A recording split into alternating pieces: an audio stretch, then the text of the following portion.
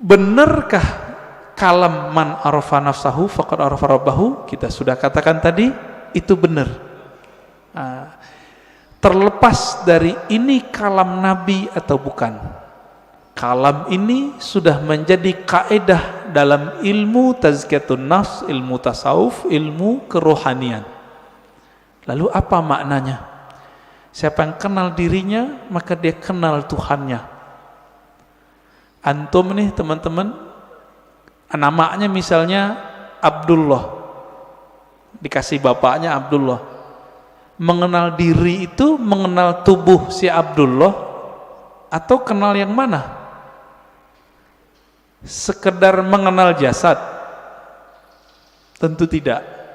Lalu kenal apa ini? Kenal yang mana ini? Bukan yang jasad ini. Kan banyak juga Pak, anak-anak udah 7 hari nggak punya nama. Bapaknya datang ke kita, Tat, kasih nama dong anak saya. Berarti nama jasad ini itu bisa dibuat, bisa dirubah Pak. Sebelum kita masuk ke tubuh ini, kita punya nama. Benar nggak punya nama? Kita lahir di dunia, yang ngasih nama siapa? Orang tua, guru. Sebelum kita masuk ke dunia ini, kita di alam ruh. Allah mengatakan, alastu birabbikum, bukankah aku Rabbmu? Allah memanggil kum, kamu. Berarti kita ada nama Pak. Cuma nama ini disimpan di dalam dada Rasulullah Sallallahu Alaihi Wasallam. Kita nggak tahu. Ditanyalah oleh orang Bani Israel, orang ahli kitab, ya Muhammad, apa itu ruh? Turunlah ayat yas'alunaka 'anir ruh. Mereka bertanya kepadamu mengenai ruh. Katakanlah ruh itu urusan Allah. Kamu tidak diberi ilmunya kecuali sedikit. Sedikit di situ, wa ma utitum minal ilmi illa qalila. Sedikit menurut siapa? Menurut saya, menurut Nabi, menurut Bani Israel, atau menurut Allah? Menurut Allah. Maka sedikit menurut Allah itu banyak menurut kita. Orang kaya di Indonesia bilang, saya ngeluarin uang dikit, dikitnya itu udah 100 triliun Pak. Apalagi raja di raja alam semesta ini, Rabbul Alamin, Allah Subhanahu wa Ta'ala. Ilmu ini disimpan dalam dada Rasulullah. Ada sahabat yang dikasih tahu, ada yang tidak. Maka Nabi itu bisa ngerti Pak, dengan izin Allah. Ada orang nih jihad, kayaknya paling kuat, kayaknya paling banyak bunuh musuh, tapi Nabi mengatakan finnar, masuk neraka, masuk neraka. Kenapa? Nabi tahu namanya sudah ada di neraka, nggak dihapus dari neraka. Ternyata benar, orang ini beramal cuma dengan fisiknya, ruhnya tidak beramal. Ruhnya gak beramal Pak. Jadi ketika disebut siapa yang kenal dirinya, maka kenal Tuhannya. Diri yang fisik, yang mengenal diri fisiknya, dia baru mengenal perbuatan Allah. Disebut ma'rifatul af'al, mengenal perbuatan Allah. Ajaib gak kelahiran manusia? Penciptaan manusia ajaib gak? Ajaib Pak. Kok bisa-bisanya ada makhluk hidup di perut seorang perempuan? Itu ajaib itu.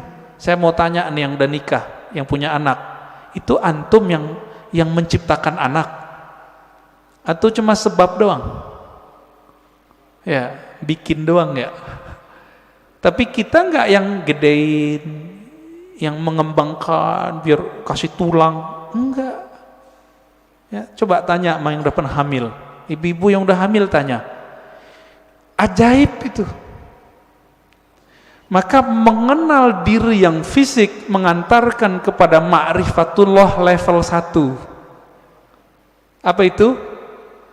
Ma'rifatul af'al, ma'rifatu af'alillah, mengetahui perbuatannya Allah Subhanahu wa ta'ala. Itulah yang dibahas dalam surah Al-Mu'minun itu, ya, ayat 11 ya. Begitu juga di surat Ar-Rum ya, sebelum ayat tentang pernikahan itu kan tentang penciptaan kita semua. Dari nggak ada jadi ada, dari tanah kok bisa jadi hidup, kok tiba-tiba bisa melawan kepada Allah. Itu dia, namanya ma'rifatu fi'lillah. Jadi kalau ada ahli biologi, ahli ilmu-ilmu eksak tidak mengenal Allah lewat ini, lewat dia, berarti dia tersesat, nggak mengenal Allah. Itu satu. Diri yang fisik. Nah, kita punya diri yang disebut dengan nafs tadi. Jadi nafs itu sendiri artinya ada nafs fisik, ada nafs jiwa. Orang kita nyebutnya sukma, perasaan. Nah, itu masuk di situ. Yang bilang saya emosi, nah itu dia. Saya jatuh cinta, ada itu. Seneng, sedih. Itu masuk ke si nafs ini.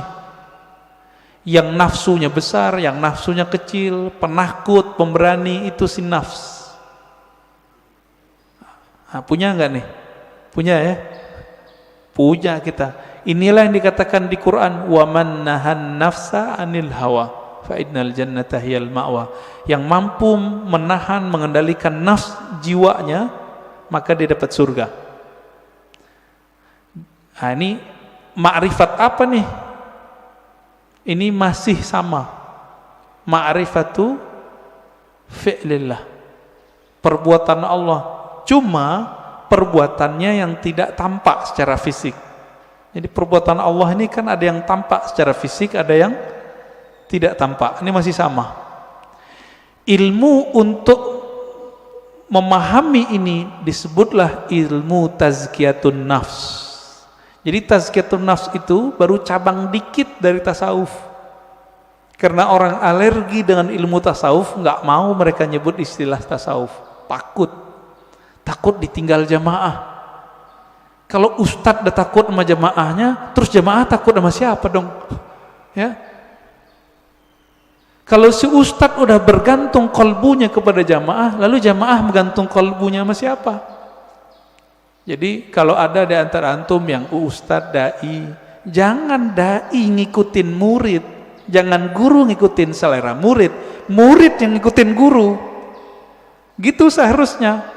Kalau enggak, itulah yang Nabi lakukan. Nabi enggak diikuti oleh ahlu Mekah, maka beliau berhijrah. Hijrah beliau. Menjaga idealisme seorang guru. Nah, ini perlu, Pak. Itu diperlukan ma'rifat yang ketiga, mengenal diri yang qalbiyah, diri kolbu.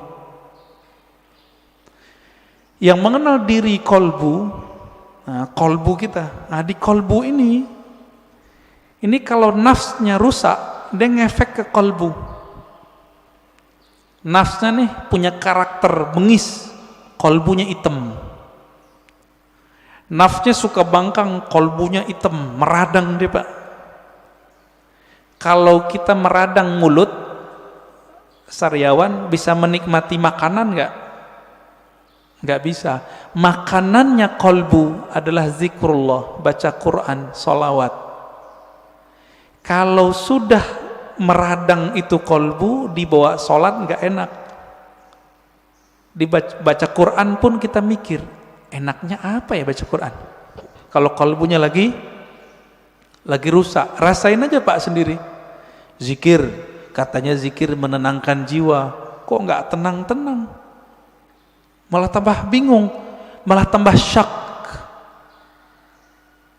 Zikir itu bening, bener nggak?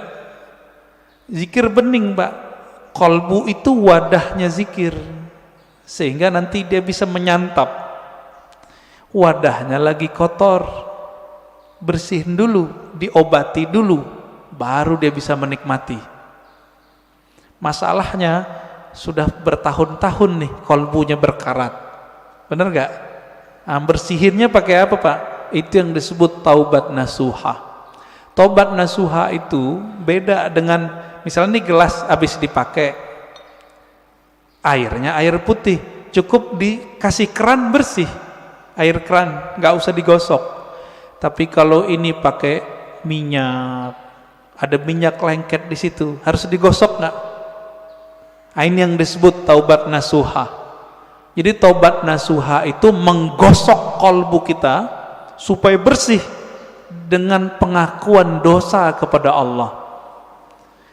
Nah, di dalam ajaran Islam nggak ada pengakuan dosa ke ustadz, nggak ada, ke pendeta nggak ada Pak, ke guru nggak ada, ngaku kepada Allah. Semua kita kan punya dosa nih, bener Pak? Ada yang nggak punya dosa? Saya cium tangannya Pak. Makanya kita dianjurkan cium tangan anak kecil. Makanya Bapak nggak boleh marahin anak kecil atau ngusir anak kecil dari masjid. Terganggulah.